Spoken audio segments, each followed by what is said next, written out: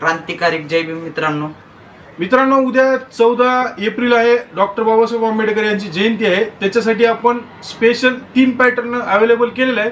त्याच्यामध्ये सगळ्यात सुरुवातीचा पॅटर्न हा कुर्ती आणि पायजमा आहे. याच्यामध्ये सुंदर असं डॉक्टर बाबासाहेब आंबेडकरांचा फोटो आणि साईन आहे खाली.